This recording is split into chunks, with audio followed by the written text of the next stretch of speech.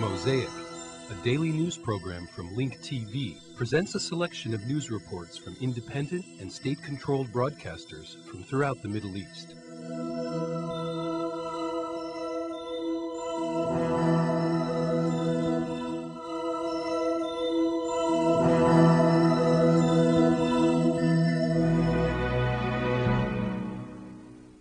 Palestinian citizen Wa'il Nassar, 28 years old, was martyred and 3 others were injured in an Israeli air raid that targeted 2 civilian vehicles. Aboard these vehicles were leaders from Al-Quds Brigade, the military wing of the Islamic Jihad in Zuwaydah town of Gaza. The continued Israeli military escalation against our people led to the martyrdom of the Palestinian citizen Wa'il Nassar, 28 years old, and 3 others were injured in an Israeli attack that targeted 2 civilian vehicles carrying members of Al-Quds Brigades, the military wing of the Islamic Jihad in Zuwaydah town in Gaza. The first strike of 2 missiles targeted a group of citizens who were aboard a Mercedes car while on its way to Zuwaydah. However, the passengers managed to escape in time unharmed. A nearby car was damaged by the 2 missiles. Security forces and medical teams rushed to the scene of the incident. In the second strike, which happened only a few minutes after the first one, a number of Israeli planes targeted a group of 4 citizens who happened to be near the car that was attacked. The 4 were injured, but one of them, Wa'il Nassar, was severely injured and died on the way to the hospital. While citizens were rushing to help the injured, the Israeli planes returned for the 3rd time and fired another missile on a Peugeot car that was parked on the road. It was a direct hit, causing the car to burst into flames. Meanwhile, huge crowds in the central district of Gaza held a funeral procession for the martyr, Nassar, chanting phrases condemning Israeli occupation crimes that continue against our people. They demanded the international community and human rights organizations to pressure the occupation authorities to stop their ongoing crimes against our people.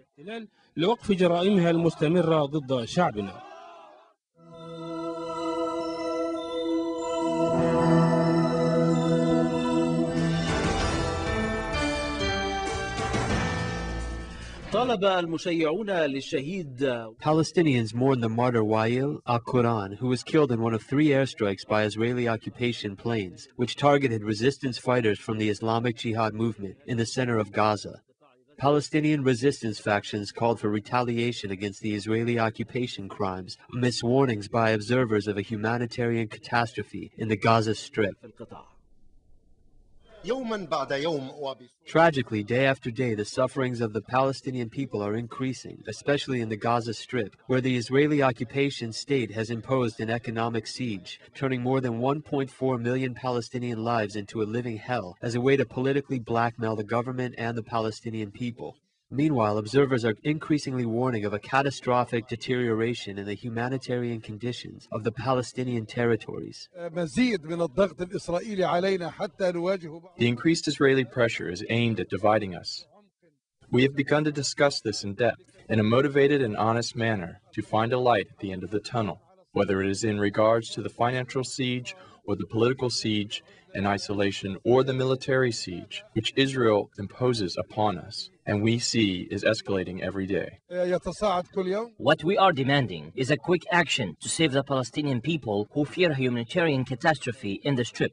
We are also demanding that the international community come to its senses and stop punishing the Palestinian people for their democratic choice. All the Zionist killing weapons are used to kill Palestinians. There were 3 consecutive Zionist airstrikes, the first of which failed to assassinate a leader from the Quds Brigades and fighters from the militant wing of the Islamic Jihad movement on a coastal road in the middle of Gaza.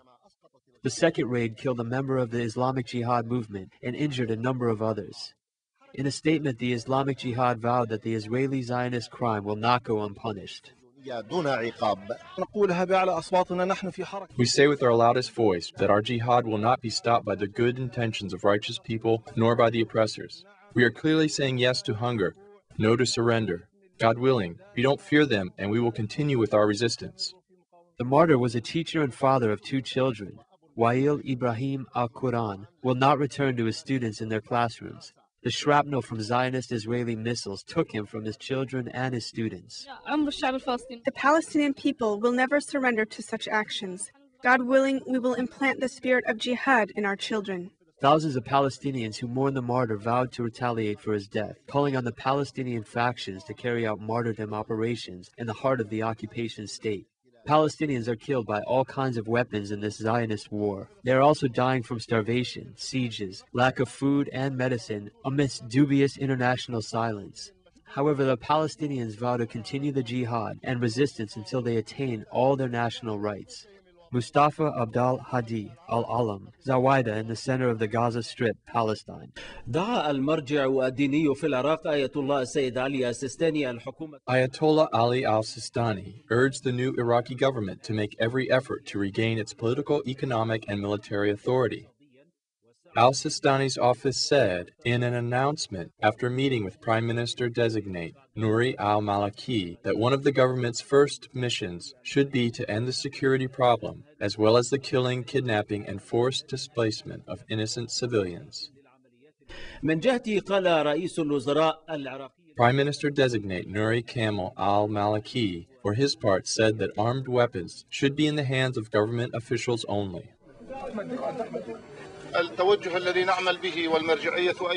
The direction we are taking, which the Iraqi people all support, is that weapons must be in the hands of the government only.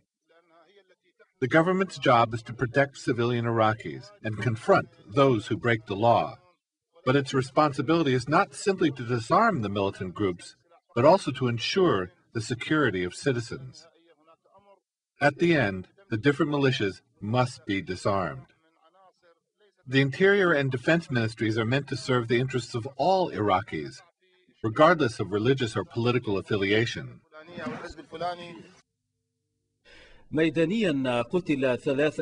3 Italian soldiers and a Romanian were killed in an attack on a police patrol in southern Iraq. In the capital of Baghdad, a group of gunmen assassinated the sister of Iraqi Vice-President Tariq al-Hashimi. Recognize that the Iraqi people The political process in Iraq hasn't been able to put an end to armed attacks as had been expected.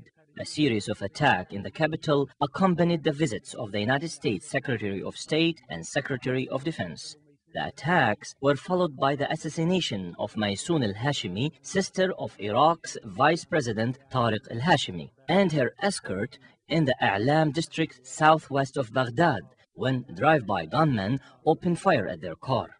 Previously, Mahmoud al-Hashimi, Tariq al-Hashimi's brother, was also killed by gunmen in the Sinai district in Baghdad. The United Iraqi Alliance is continuing on the same path it's forged for itself. A roadside bomb targeting an Iraqi police patrol in Baghdad killed one person and wounded another. In Ba'quba, 7 Iraqis, including 5 policemen, were killed, while 5 others, including a policeman, sustained injuries in attacks on military checkpoints.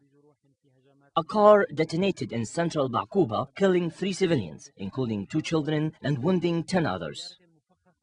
In another development, the Italian Ministry of Defense announced that 3 Italian and 1 Romanian soldiers were killed in an attack on a police patrol in the town of Nasiriyah, south of Iraq. A 4th Italian soldier was seriously wounded, according to the same source. 5 persons belonging to the Italian forces were killed in their car. An explosive device planted under oil pipelines detonated and set the entire area on fire. Firefighters rushed to the scene to contain the fires.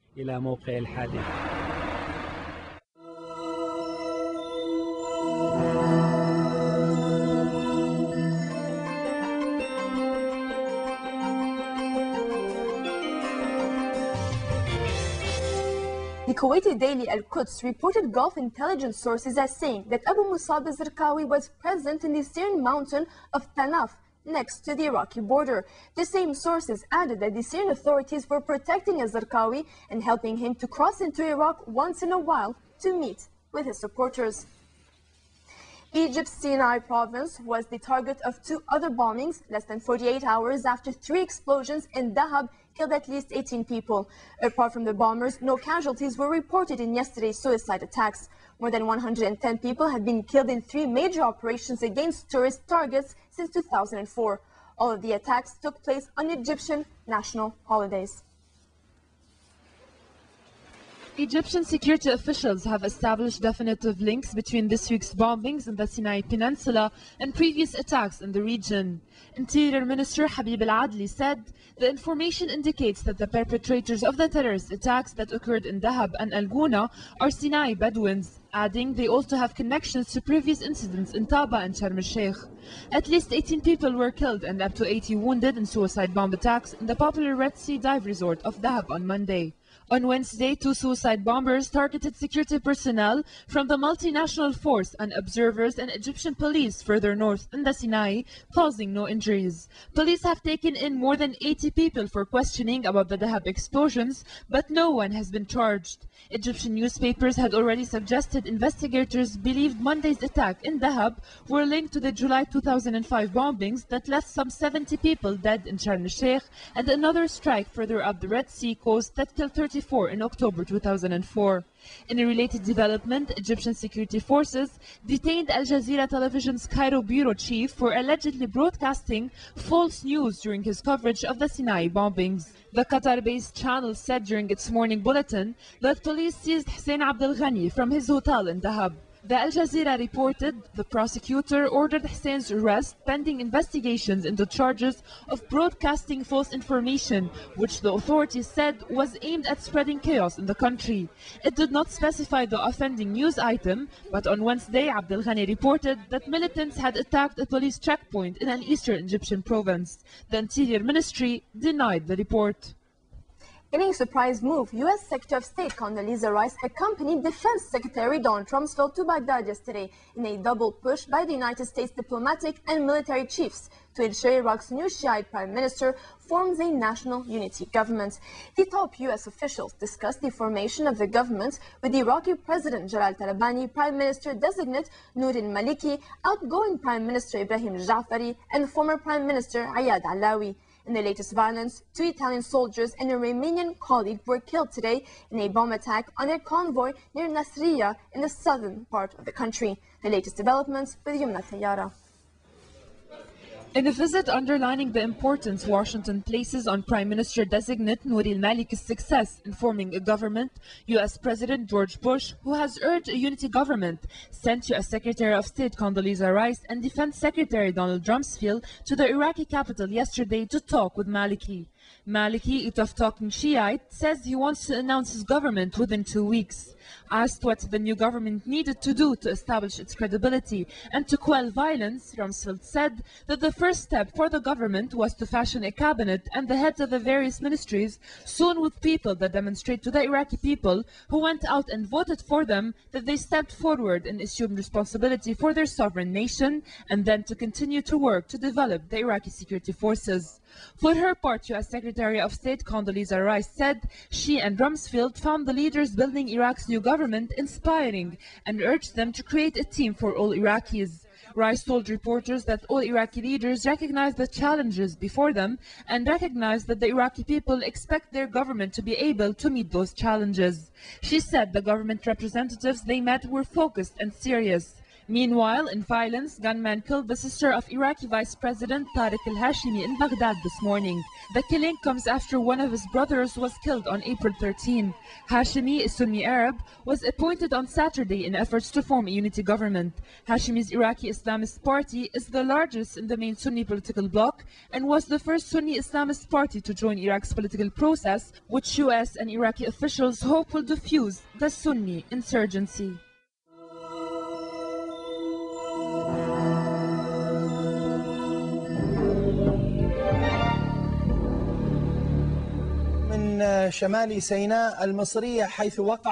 Two more suicide operations were carried in northern Sinai, killing only the 2 perpetrators. The 2 operations, which were only 20 minutes apart, targeted the Egyptian police and multinational forces near the city of Arish. This comes as the Egyptian authorities disclosed the possibility that the two previous attacks on the city of Dahab were also carried out by suicide bombers.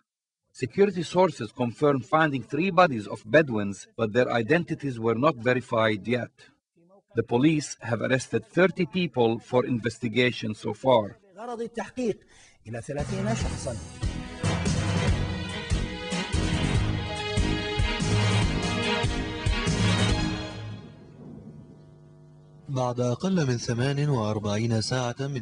Less than 24 hours after the first terrorist attack targeting the tourist city of Dahab, another 2 suicide attacks were carried out in northern Sinai, 25 kilometers away from Gaza. The 2 perpetrators were killed by the explosive devices they were wearing, without hurting anyone else. Regardless of whether the 2 attacks were intended to be suicide attacks or not, the target was the Egyptian police. The first attack was carried out near Gora Airport, which is used by international monitoring forces. The explosive device that was carried by one of the perpetrators exploded as an Egyptian sergeant was passing along with 2 multinational personnel. The Egyptian Interior Ministry believes that the 2 sets of explosions are linked. The first bomb exploded when the perpetrator, who was a Bedouin from Sinai, tried to crash his motorcycle into a police vehicle that was on its way to investigate the first explosion. The perpetrator exploded his bomb close to a police station in Sheikh Zowed near the Arish area. The Egyptian police believe that most of the perpetrators who carried out attacks in northern Sinai in the last 2 years came from that area. So far, there is no clear link between the 2 attacks in northern Sinai and the recent explosions in the Dahab city. These events lead one to believe that the terrorist cells might be operating in the Sinai Peninsula to destabilize it. The fact that the target was the multinational forces and not the Egyptian forces supports this theory. However, some believe that the objective of these attacks is to take revenge on police officers because of arrest campaigns carried out in the Bedouin areas following every terrorist attack. Also, the Egyptian police have always blamed the residents of Sinai, which puts the Egyptian government in an awkward position. The Egyptian authorities said that the explosions in the city of Dahab are linked to 2 previous explosions in Sharm el-Sheikh and Taba. This means that the government is likely to put the blame on the Bedouins again. In fact, the police have arrested 30 people, most of whom are Bedouins from Sinai. The authorities are still investigating the possibility that these attacks in Dahab city were carried out by suicide bombers. The government has already disclosed that it has found body parts that may belong to the suicide bombers. Medical teams are still trying to identify the bodies. The Second International Islamic Conference wrapped up its last day in the Jordanian capital of Amman. A number of Muslim scholars and religious clerics attended this conference. Muslim scholars recommended that the Muslim world exercise moderation and religious tolerance. Having said that, Muslims should not abandon their legitimate rights in the name of moderation or centrism. The idea of Islamic centrism is not a new one in the Muslim world.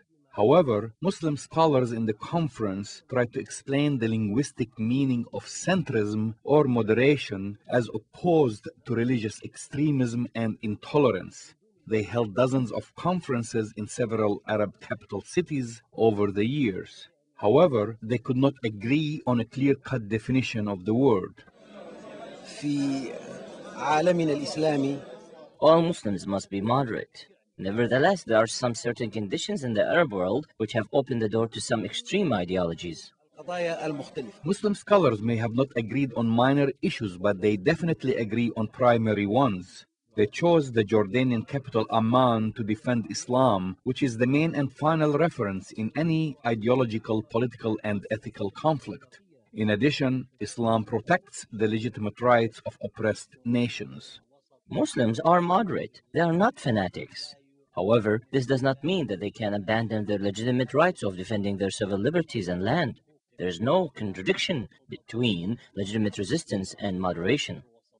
Muslims continue to tackle the issue of moderation in Islam, hoping that they will come up with a clear definition of the word.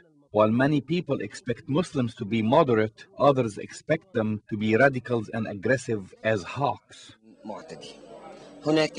I do not believe there is a nation that is hostile. However, there are some hostile administrations, such as the Zionist lobby and the current American administration, which interprets world affairs in cowboy manners. In fact, it is a friendly world.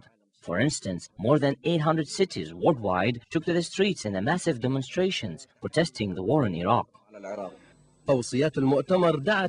Convention attendees in Amman called on the Muslim world to promote democracy, terminate emergency laws, and bridge the gap between government institutions and opposition groups.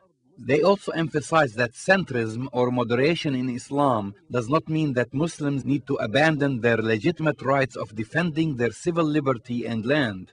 And it does not mean that Muslims need to be submissive and obedient to others. Moderation means tolerance and forgiveness with pride and self-respect. Nasser Shahid, Abu Dhabi Channel, Amman.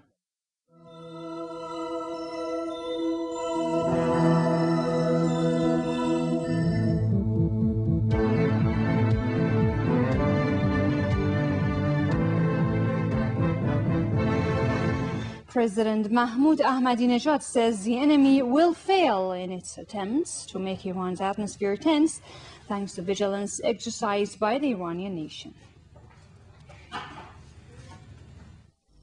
President Ahmadinejad told the residents in Tarim in Zanjan province, northwestern Iran, Thursday, the enemy is trying to drive a wedge among the ranks of Iranians, but their efforts will go down the drain.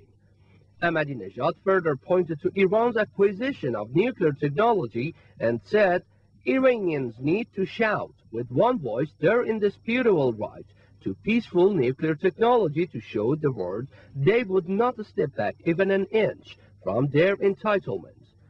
Earlier in the day, his tour took President Ahmadinejad to Zanjan, the provincial capital. In an address to a huge gathering of local people there, the Iranian president reaffirmed Iran, with the progress it has made in becoming a nuclear power, aims to serve the global peace and tranquility. He also said, despite influencing the UN bodies to release anti-Iran resolutions, major world powers are unable to impose retreat on the Iranians. Ahmadinejad also touched on the oppression by the West after World War II against some countries, including Palestine, and said Iran is calling for freeing the world from any form of oppression.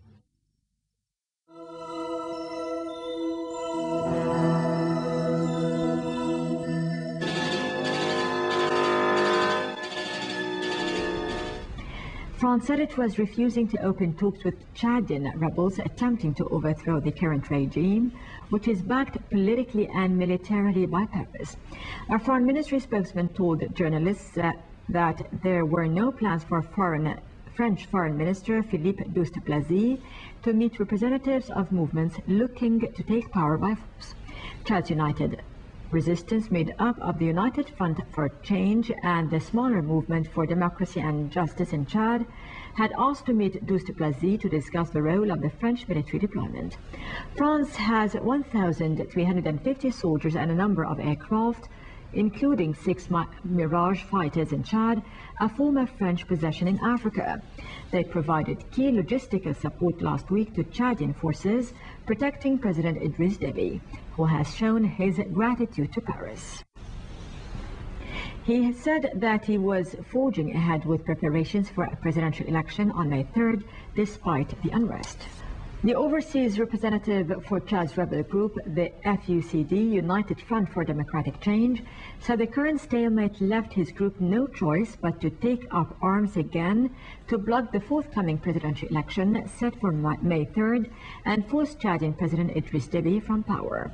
Raoul Laonagong told reporters that his group had nearly been in a position to assume control of Chad last week when his forces launched an attack on the capital. There has been no independent confirmation of this claim. Governmental forces repelled a rebel attack in the capital last Thursday, leaving at least 350 people dead. Kang blamed the intervention of the French military's logistical and intelligence support to President Deby for stopping the progress of his soldiers. He called the French intervention a determining factor in stopping his forces' advance. In an interview published in the daily newspaper Le Figaro, Deby praised France for providing critical intelligence that allowed the African country to repel the attack and said his government was rearming to protect itself. Deby said French forces stationed in the country alerted the government. A UN spokesman said Sudan refused to grant visas for a UN military assessment mission planning a UN peacekeeping operation in Darfur. The Khartoum government has not consented to UN troops to augment the African Union soldiers currently trying to stop the killing and rape in Sudan's Darfur region. But officials said that they would discuss it after a peace pact and the negotiations in Abuja, Nigeria. Ahmed Salem, the African Union's chief mediator at the Abuja talks between the government and two rebels groups, told the Security Council that he expected a ceasefire deal by April 30th, but acknowledged frustrations lay ahead. A UN Assistant Secretary General for Peacekeeping went to Khartoum this week and spoke to President Omar al-Bashir and other officials about sending the UN team to Darfur. The Abuja process has forced a delay in putting to a vote a US draft resolution that would impose sanctions on 4 Sudanese for abuses in Darfur. The sanctions would be the first against any party in the Darfur conflict. China and Russia, with support from Qatar, blocked earlier efforts to impose sanctions, warning that such measures could derail the Abuja talks. A resolution needs 9 votes in favor and no veto from the 15-nation council's 5 permanent members. The Darfur conflict erupted in 2003 when tribes took up arms accusing the government of neglect.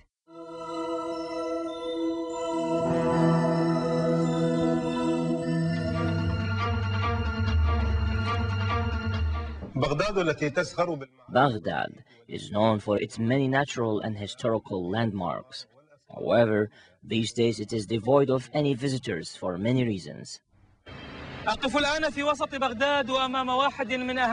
stand today in the heart of Baghdad in front of one of its most important sites, the Monument of Liberty, constructed by sculptor Jawaz Salim. There is no doubt that the towns are the sites themselves. You can say that you visited a town without having visited its main attractions.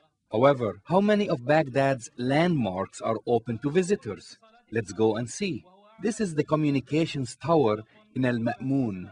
It's the highest tower in Baghdad, but has been closed for more than 3 years. The Mutanazzah al-Zawra tower is also closed, even though Al-Mutanazzah reopened it for visitors. As to Baghdad Island Tower, it's completely out of sight. The Baghdad International Fair, which used to open its doors for visitors each year, today looks abandoned.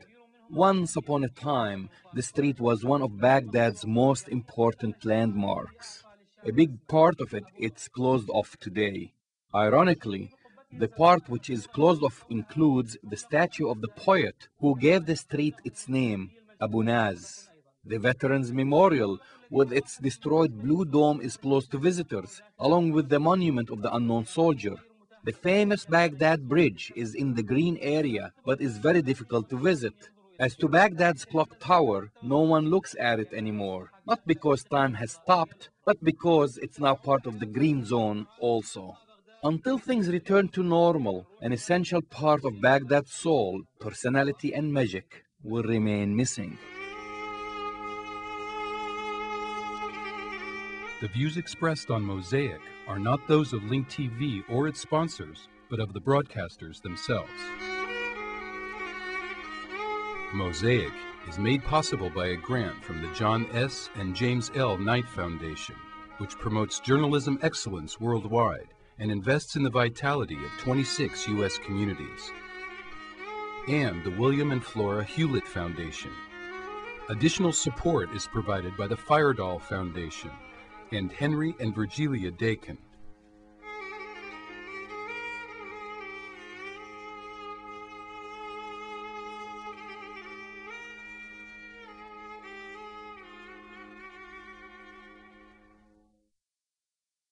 This program is brought to you by Link TV for educational and non-commercial use only. For a transcript of this program, to watch streaming video, or for instructions on how to receive Link TV in the United States, visit linktv.org.